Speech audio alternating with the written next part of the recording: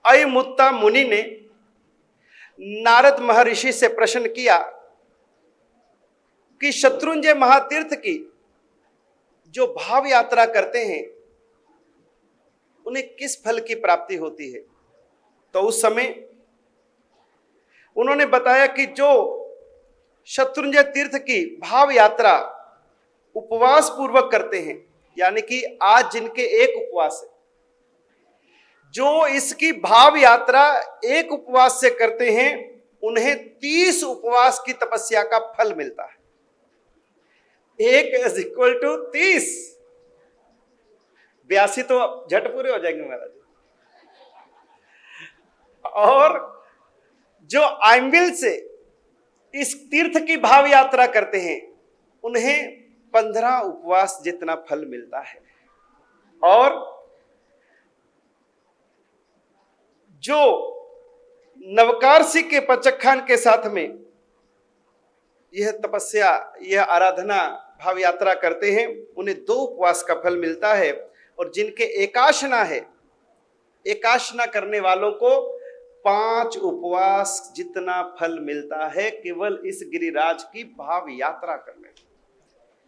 कहां तो आपको तपस्या करनी पड़े तब वो फल मिले, और कहां केवल इस तीर्थ का ध्यान धरो और आपको इतना महान फल मिल जाए। इसलिए ऐसे तीर्थ की भाव यात्रा हमें प्रतिदिन करनी चाहिए। वर्तमान में सिमंदर स्वामी परमात्मा विद्यमान हैं। भगवान महावीर स्वामी तो इस भरत क्षेत्र से मोक्ष हो गए, लेकिन वर्तमान में 20 तीर्थंकर परमात्मा जो अभी भी विद्यमान हैं, कहां हैं? महाविदेह क्षेत्र में। हमारे इस भरत क्षेत्र से बहुत दूर है। और उसमें सिमंदर स्वामी परमात्मा वह भी उस महाविदेह क्षेत्र में इस तीर्थ की महिमा का वर्णन करते हैं अपनी देशना में। क्या यह तीर्थ होगा जो तीर्थ महाविदेह में नहीं है लेकिन हमारे भरत क्षेत्र में है? हमारा कितना पुण्य है कि इस तीर्थ की यात्रा और इसका दर्शन हम कर सकते हैं, लेकिन महाविदेह रहने वाले वह भी इस तीर्थ से दूर हैं। कहते हैं यात्रा 2 प्रकार की है, द्रव्य यात्रा और भाव यात्रा। द्रव्य यात्रा यानी कि आप तन से, शरीर से तो चले गए लेकिन आपका मन साथ में नहीं, तो वो यात्रा आपकी अधूरी है। लेकिन यदि आप अपने मन से, भावों से यदि आप किसी भी तीर्थ का ध्यान धरते हो तो वो आपकी यात्रा, भाव यात्रा, वो पूर्ण यात्रा है। और भाव का ही तो महत्व है। हमारे यहां कहा गया कि भाव के अभाव में यदि आप यात्रा करोगे तो आपकी वह द्रव्य यात्रा पूर्ण फल देने वाली नहीं बनेगी। हम शत्रुंजय की चैत्य वंदन के अंदर बोलते हैं, भाव धरी ने जे चढ़े, वापिस बोलो, भाव धरी ने जे चढ़े तेने भव पार उतारे। जो इस गिरिराज की भाव पूर्वक यात्रा करते हैं, भाव पूर्वक इस गिरिराज का आरोहण करते हैं, ये गिरिराज उनको भवो भव की थकान से उतार देता है। भाव धरी ने जे चढ़े तेने भव पार उतारे, उसका वो भव पार कर देता है। बहुत सारे लोग इस तीर्थ की यात्रा के लिए जाते हैं, बसों से, गाड़ी से, ट्रेन से, प्लेन से। अहमदाबाद जाओ, भावनगर जाओ, वहां से साधन लेकर के पालिताना पहुंचते हैं, यात्रा करते हैं। वाहनों से यात्रा तो आप कई बार कर सकते हो, लेकिन वास्तविक यदि कोई यात्रा है तो वह है पैदल यात्रा, और वो भी गुरु भगवंत के साथ में। जिस यात्रा में गुरु भगवंत हो, साध्वी जी भगवंत हो, चतुर्विद संघ हो, और उस यात्रा को ही हमारे यहां पर छरी पालित यात्रा संघ कहा जाता है। जिस संघ में हम अनेक प्रकार के नियमों का पालन करते हैं और वही यात्रा हमारी तारक बनती है। गुरु साथे पद चरिए। यदि हमें पद यात्रा करनी है तो हमें गुरुओं के साथ चल करके ये यात्रा करनी चाहिए, तभी उसका अनंत गुना फल मिलता है। अगर आप अकेले यात्रा करने जाते हो तो आपके ऊपर कोई कंट्रोल करने वाला नहीं। आप क्या खा रहे हो, पी रहे हो, रास्ते में जहां दिल आया किसी होटल में उतर गए, ढाबे में उतर गए, कुछ भी अभक्ष्य खाया बाहर, कैसा भी। लेकिन जब गुरु भगवंत के साथ होते हैं तो हम आहार में भी शुद्धि होती है, हमारी दिनचर्या में भी पालना होती है, हम समाई करते हैं, प्रतिक्रमण करते हैं, पूजा करते हैं, सचित्त का त्याग करते हैं, हम भूमि पर शयन करते हैं, ब्रह्मचर्य का हम पालन करते हैं, हम एक समय भोजन ग्रहण करते हैं, एकाशना तप करते हैं, हम पैदल विहार करते हैं, पैदल यात्रा करते हैं। इस तरह से अनेक प्रकार के नियमों का पालन करके जब इस गिरिराज की यात्रा करते हैं तो वह गिरिराज की यात्रा हमें परम पद का फल देती है। हमारे 24 तीर्थंकर भगवंतों में से 23 तीर्थंकर परमात्मा इस गिरिराज पर पधारे। 24 में से 23 तीर्थंकर परमात्मा इस गिरिराज पर पधारे। नेमिनाथ परमात्मा वह भी आए, लेकिन इस पर्वत के ऊपर नहीं चढ़े, तलहटी तक आए, पर्वत की तलहटी तक आए, पर्वत के दर्शन किए, गिरिराज के दर्शन किए। स्वयं तीर्थंकर परमात्मा भी इस तीर्थ की यात्रा के लिए, वंदना के लिए यहां पर पधारते रहे। भगवान ऋषभ देव से लगा के भगवान महावीर तक सभी तीर्थंकर यहां पर आए। नेमी बिना जिनवर त्रेवीश आव्या इन गिरि ईश, कि नेमिनाथ परमात्मा के बिना 23 के 23 तीर्थंकर परमात्मा यहां पर पधारे, लेकिन इंद्र की विनंती पर नेमिनाथ परमात्मा भी इसकी तलहटी तक आए। तो नेमिनाथ परमात्मा के मन में एक भाव आया कि ये जो गिरिराज है इतना पावन है कि पूरे गिरिराज के कण कण से आत्माएं मोक्ष गई हैं, एक एक कण से अनंत आत्माएं मोक्ष गई हैं। और जहां पर कण कण पवित्र हो, कण कण सिद्ध भूमि से युक्त हो, उसके ऊपर मैं अपना पैर कैसे रखूं?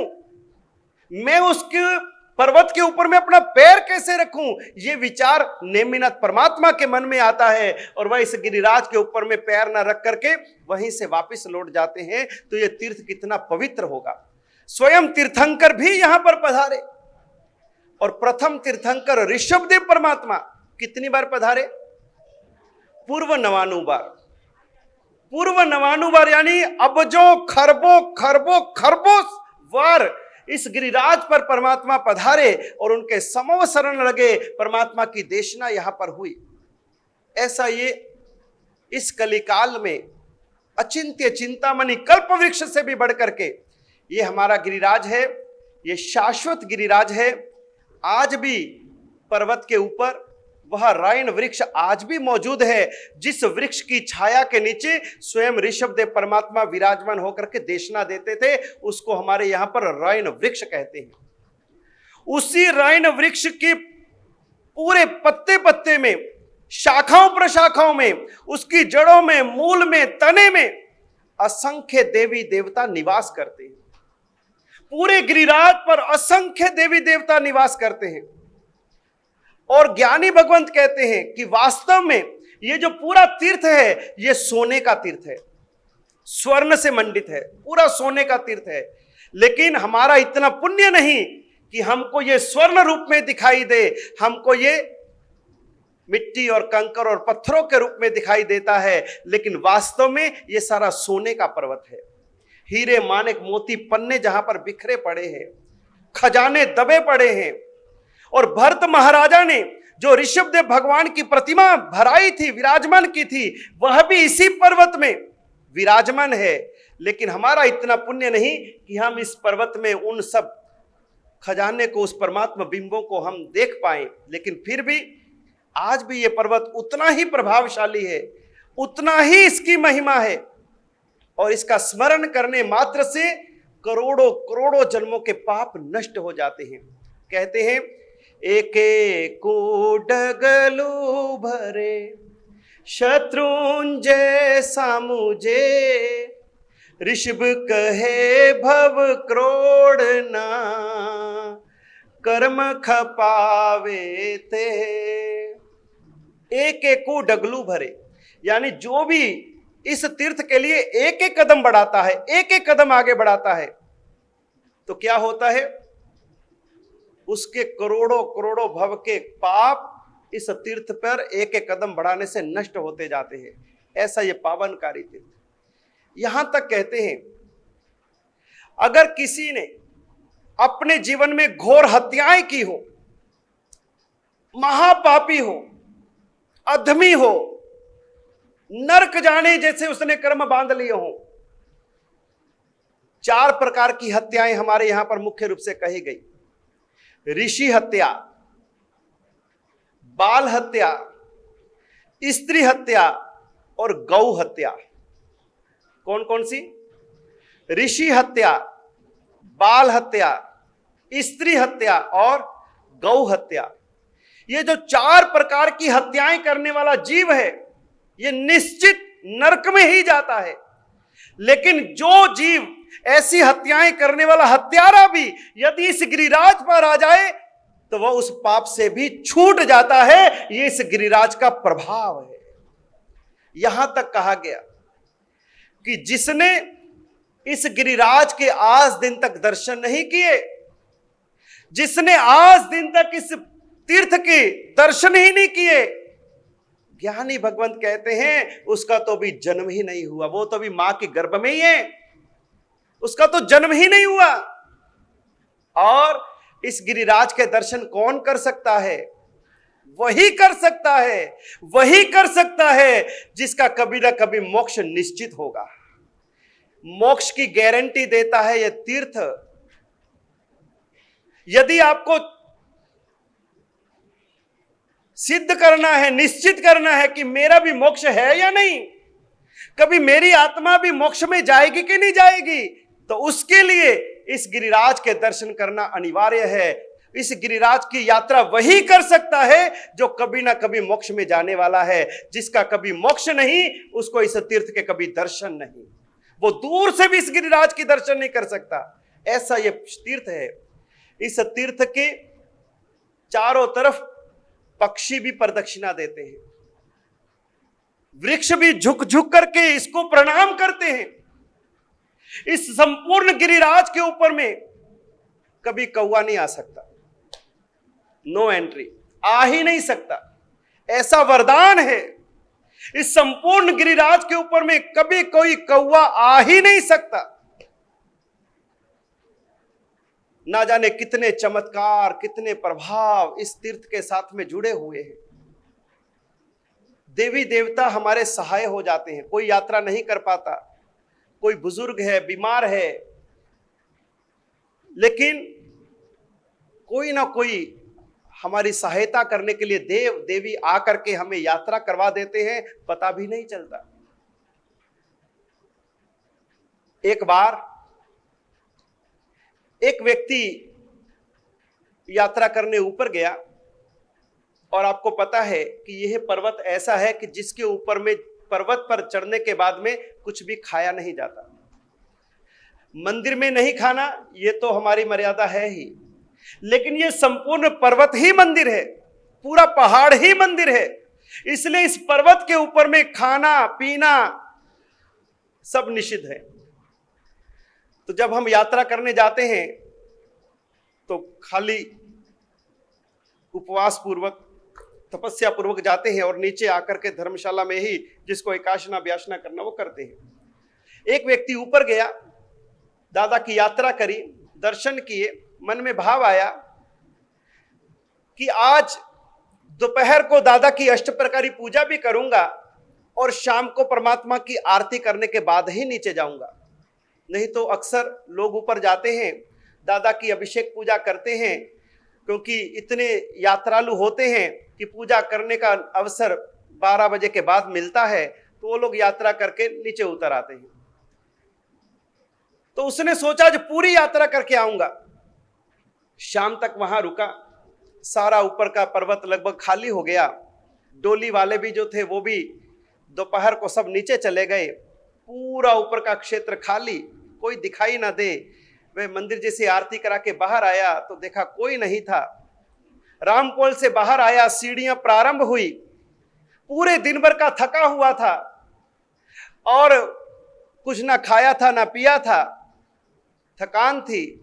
उसने सोचा कि अब नीचे उतरना है, शाम का समय है, जब तक धर्मशाला पहुंचूंगा तब तक तो सूर्यास्त भी हो जाएगा, आज तो मेरा चौविहार उपवास ही हो जाएगा। जैसे ही वह कुछ सीढ़ी नीचे उतरा और पीछे से आवाज आई, अरे भाई साहब चलोगे क्या? उसने मुड़ के देखा तो एक डोली वाला। उसने कहा कमाल है, मेरे लिए डोली इस समय? उसने कहा हाँ भाई नीचे तो जाना है। क्या बैठो बाबूजी। उसको डोली में बिठा लिया। उस व्यक्ति ने देखा कि घड़ी के अंदर 6 बजे हैं और नीचे उतरने में कम से कम 45 मिनट तो लग ही जाएंगे और सूर्यास्त तो हो ही जाएगा। चलो कोई बात नहीं, डोली के माध्यम से नीचे तो जाऊं। जैसे वो डोली में बैठा और डोली वाले डोली उसको नीचे उतारने लगे, थका हुआ था और उसको झोंका आ गया, नींद आ गई, डोली में ही पड़ा पड़ा वो सो गया। जैसे तलहटी आई और डोली वाले ने कहा कि अरे बाबूजी उठो,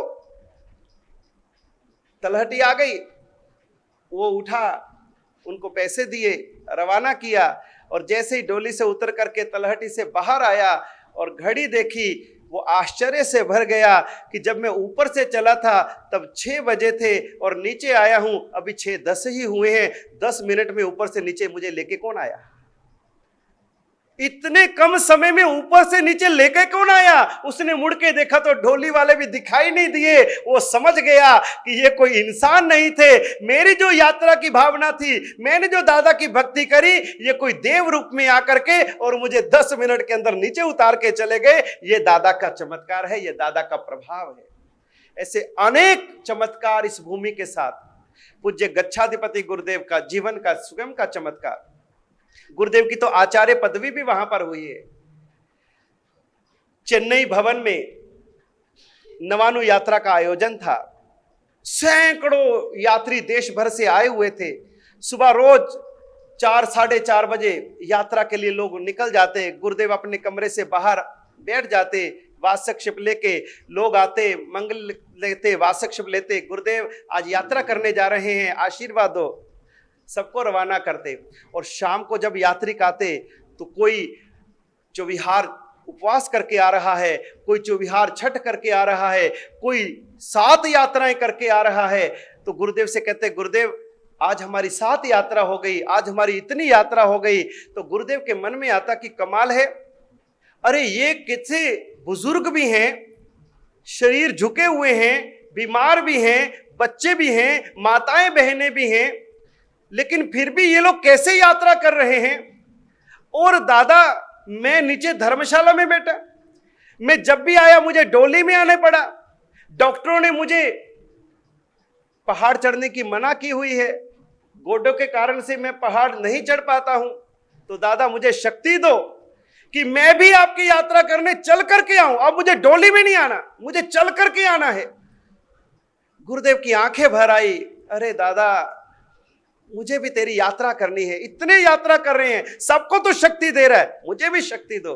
और गुरुदेव ने मन में भावना भाई। रात्रि में जैसे ही आंख लगी और गुरुदेव को रात्रि में आदिना दादा सपने के अंदर में आए, बेटा सुबह तैयार हो जा, सुबह आ जा बेटा। गुरुदेव सुबह उठे, हमको संकेत किया कि आज मुझे ऊपर यात्रा करने जाना है।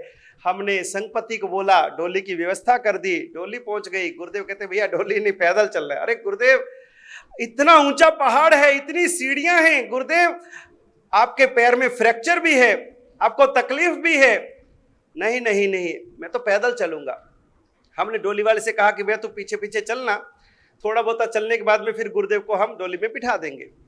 लेकिन गुरुदेव को तो स्वयं जब परमात्मा ने बुलाया हो, स्वयं जब परमात्मा ने गुरुदेव का हाथ पकड़ लिया हो और देखते ही देखते गुरुदेव पूरे अपने उत्साह के साथ में और पूरी पहाड़ की यात्रा सकुशल पहुंच गए ऊपर, दादा के दरबार में पहुंचे, दादा के दर्शन किए, आंखों में आंसू भर आए कि दादा क्या तेरा प्रभाव है, क्या चमत्कार है। मैंने सोचा और रात्रि भर में आपने मुझे संकेत कर दिया, यात्रा भी हो गई। और उस दिन गुरुदेव का मन आया कि आज तो दादा की यात्रा करी है, लेकिन परमात्मा ऋषभदेव जिस तरफ से पर्वत पर चढ़ते थे आज उस तरफ से भी मैं आऊंगा। तो गुरुदेव वापस पहाड़ उतरे और उस तरफ से वापस घेटी पाक से यात्रा प्रारंभ करी। पहले ही दिन गुरुदेव ने 2 यात्राएं करी, एक साथ में 2 यात्राएं करी। अगले दिन फिर 2 यात्रा, अगले दिन फिर 2 यात्रा, अगले दिन फिर 2 यात्रा, जो एक यात्रा भी नहीं कर सकते थे। और गुरुदेव ने जैसे प्रारंभ किया तो 50 यात्रा गुरुदेव ने कर ली।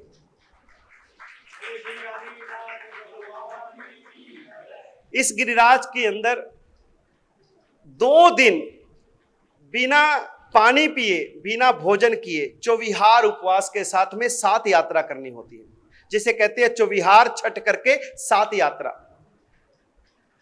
तो उस समय चौविहार छठ 7 यात्रा करने वाले बहुत सारे आराधक थे। गुरुदेव के मन में भी आया कि सभी चौविहार छठ करके 7 यात्रा कर रहे हैं, परमात्मा मुझे भी 7 यात्रा करनी है।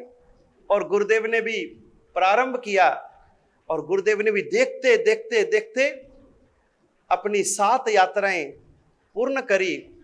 अगले दिन पारने का दिन आया, पंजाबी धर्मशाला में पारने की व्यवस्था रखी, संक्रांति का दिन था। और तीसरे दिन जब पारने का दिन था तो गुरुदेव ने कहा कि भाई पारने से पहले मैं तलहटी तक जाकर के और दादा के धन्यवाद देकर के आ जाऊं, उसके बाद में मैं जो है पारना करूंगा। गुरुदेव तलहटी पर गए और जैसे पहली सीढ़ी को हाथ रखा, चौविहार छठ है, 2 दिन से पानी भी नहीं पिया है और इतनी पहाड़ की यात्रा 7 बार यात्रा करी। तीसरे दिन पारने का दिन है और गुरुदेव ने जैसे सीढ़ी पे हाथ रखा, लगा कि दादा ने वापस हाथ पकड़ लिया है और गुरुदेव वापस पहाड़ चढ़ गए। 8वीं यात्रा कर ली और ऊपर जाने के बाद में वापस घेटी बाग उतर गए। 9वीं यात्रा कर ली और 9 यात्रा करके नीचे आए। जैसे ही गुरुदेव नीचे उतर रहे थे, तलहटी की तरफ पधार रहे थे और हमारे आचार्य भगवान लब्धिसुरी समुदाय के आचार्य भगवान यशोवरम सूरी जी महाराजा, जो कि गुरुदेव से दीक्षा पर्याय में भी बड़े हैं, आचार्य पदवी में भी बड़े हैं, और वो तलहटी पर वंदना कर रहे थे। और जैसे गुरुदेव को नीचे आते हुए देखा और उनको पता लगा कि नित्यानंद सूरी जी महाराज इस उम्र के अंदर में और गिरिराज की 9 यात्रा करके और नीचे पधार रहे हैं। गुरुदेव से आचार्य पदवी में भी बड़े थे, दीक्षा पर्याय में भी बड़े थे, लेकिन इनकी तप जप आराधना को देख करके और उन्होंने इनका चरण स्पर्श करके बड़े गुरु महाराज यशोवरम सूरी जी महाराज ने गुरुदेव को स्पर्श किया चरणों का और उनको वंदन किया कि आपकी आत्मा धन्य है। हम तो 7 यात्रा भी करने में अपने आप को अक्षम पाते हैं और आप इस उम्र के अंदर 9 यात्रा कर लिए।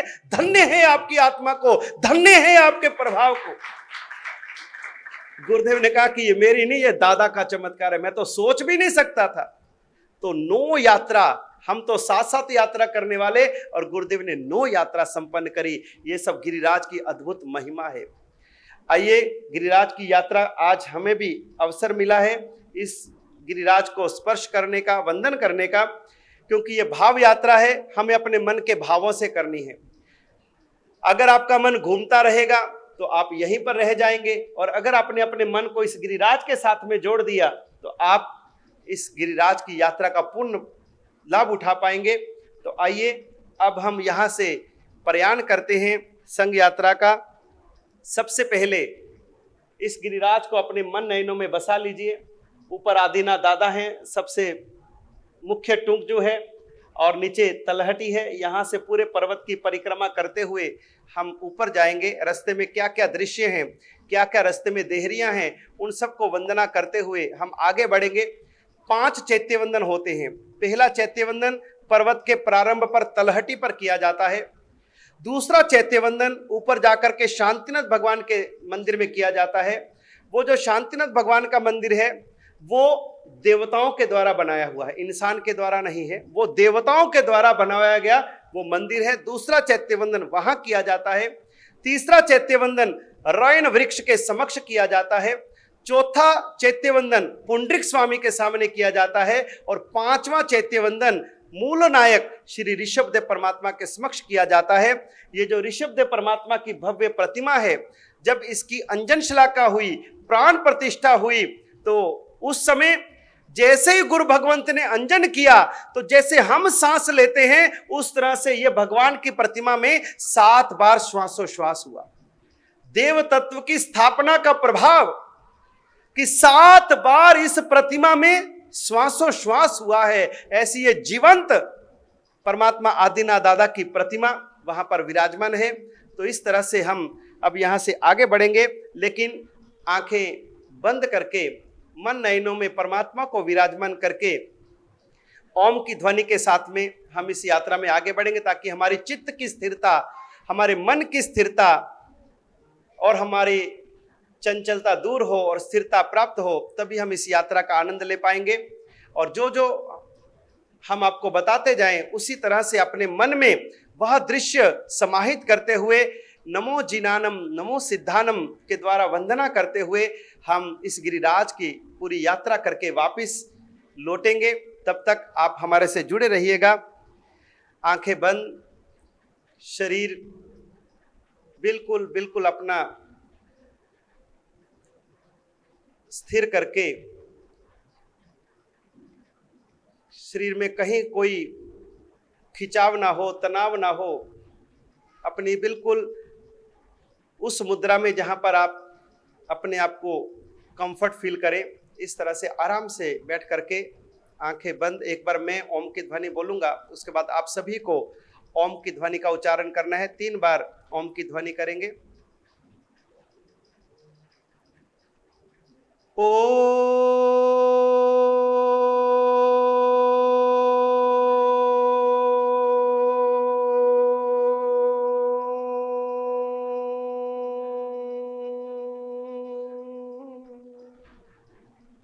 आप सभी मिलके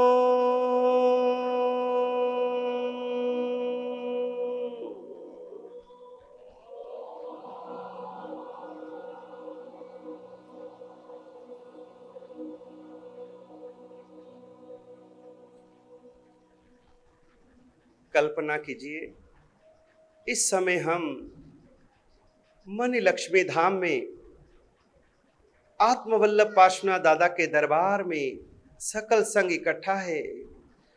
परम परमात्मा के समक्ष हम दर्शन कर रहे हैं। यात्रा संघ की तैयारियां हैं, बाहर बैंड बाजे ढोल नगाड़े सब तैयार हैं और हम सभी परमात्मा का दर्शन करके बाहर खुले स्थान पर आ चुके हैं। पद्मावती माता के दरबार में माँ को दर्शन किए, माँ को वंदन किया, माँ से आशीर्वाद लिया कि हे राजा राजेश्वरी माँ, आज हम शत्रुंजय गिरिराज की यात्रा के लिए प्रयाण कर रहे हैं। हमारी यह यात्रा निर्विघ्न हो, सानंद हो, हमारे कर्म को क्षय करने वाली बने, आत्मा को शुद्ध करने वाली बने, परम पद दिलाने वाली बने। हे माँ, इस यात्रा में आप हमारे साथ रहना और हमारी यात्रा भव यात्रा का अंत करने वाली बने। ऐसे माँ पद्मावती माता के दरबार से दर्शन करके बाहर आए। गुरु भगवंत विराजमान हैं, गुरु भगवंत के दर्शन कर रहे हैं, उनका आशीर्वाद ले रहे हैं। गुरु भगवंत मंगल पाठ सुना रहे हैं, वासक्षेप दे रहे हैं और अब जाने की तैयारी। मुख्य द्वार के ऊपर सारा संघ खड़ा है, विशाल भव्य ये हमारा तीर्थ का प्रवेश द्वार और हजारों की जनमेदनी के बीच हम भी इस तीर्थ की यात्रा के लिए उपस्थित हो चुके हैं। चारों तरफ सुंदर वातावरण है।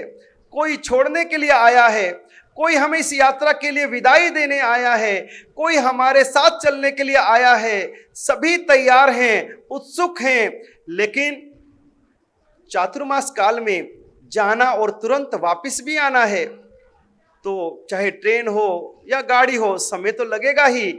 इसलिए यहां पर देव विमान की व्यवस्था की गई। ऊंचे आकाश से, काले बादलों में से एक विशाल देव विमान ऊपर से नीचे की ओर उतर रहा है।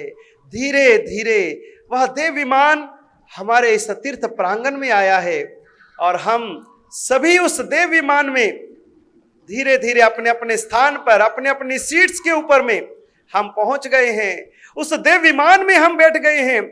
वो विशाल भव्य देव विमान वापिस आकाश की ओर उड़ चला है, ऊंचे बादलों की ओर बढ़ चला है। और अब हम शत्रुंजय गिरिराज की ओर, यहां से मणि लक्ष्मी को पार करके, और हमारा देव विमान खन्ना, अंबाला, दिल्ली को क्रॉस करते हुए राजस्थान की ओर बढ़ करके गुजरात की ओर बढ़ रहा है। आइए इस गिरिराज की यात्रा का आनंद लें और किस तरह से हमारे यात्री इस मार्ग के अंदर में प्रभु की भक्ति कर रहे हैं। सुंदर भक्ति के गीत गुनगुनान जा रहे हैं और इसके बीच में जो देव विमान है वो थोड़ी अपनी जब स्पीड पकड़ लेता है, तो उस समय हमारे यात्री उस देव को कहते हैं कि अरे देव, तो थोड़ा अपने इस विमान की स्पीड को थोड़ा धीमे कर, क्योंकि हमें दादा की भक्ति करते हुए आगे बढ़ना है, हमें भक्ति का भी आनंद लेना है। और क्या कहते हैं? शुभ गुरु जोगे वचन कैसे सेवा,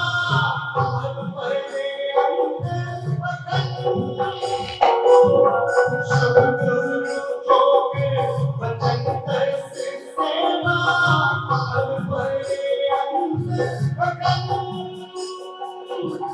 तुम दर्शन का यह परिणाम, और नाथ मिलन दे करुणा करे स्वामी, शिव भक्ति कामी तारक दीन प्रभु आदि विनता, शिव सुते कथा तारक दीन।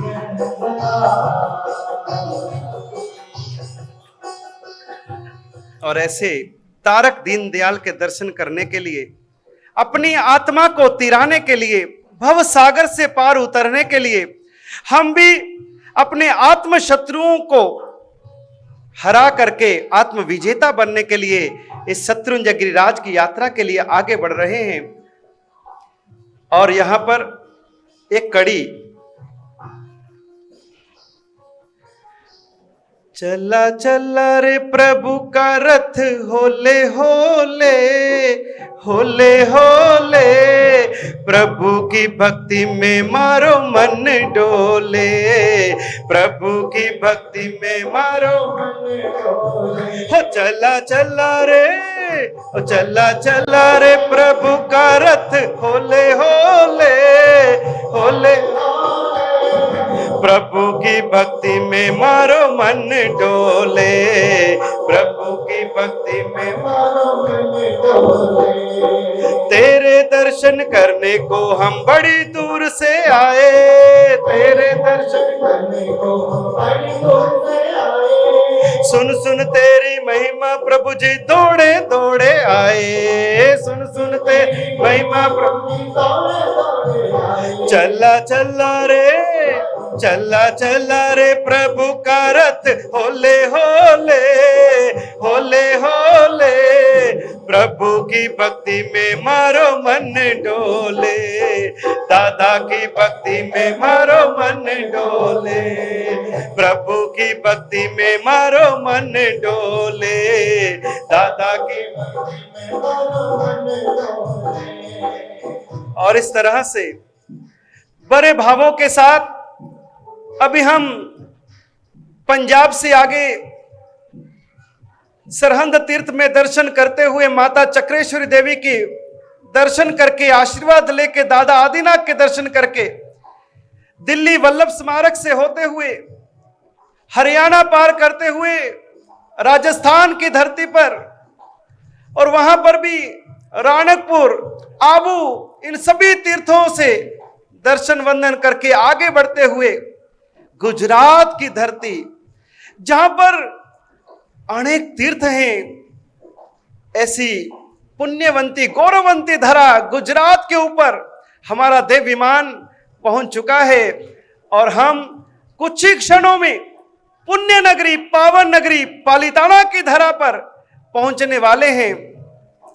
आगे प्रभु जी तेरे नाम दे पुजारी, प्रभु जी तेरे नाम दे पुजारी, नाम दे पुजारी सानू दर्शनी द्वारी, नाम दे पुजारी सानू दर्शनी द्वारी। हो आगे प्रभु जी तेरे नाम दे, जय हो।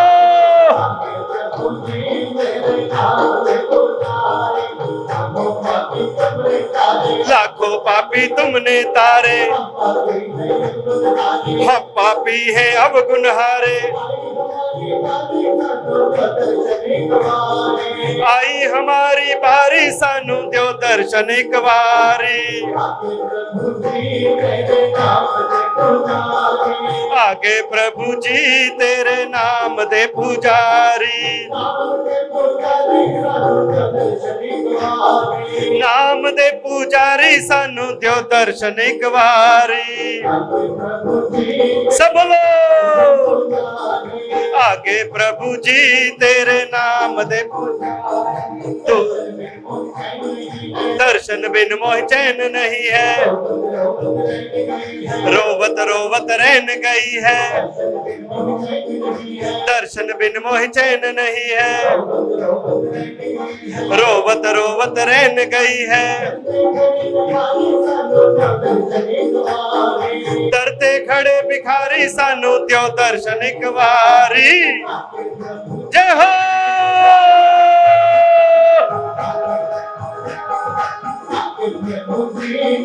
नाम दे पुजारी, आगे प्रभु जी तेरे नाम दे पुजारी,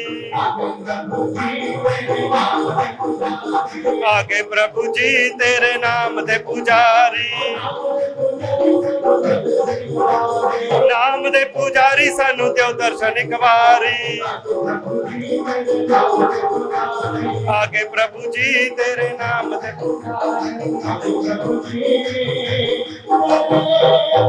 चालू चालू चालू चालू रखने का, इसको चालू रखने का,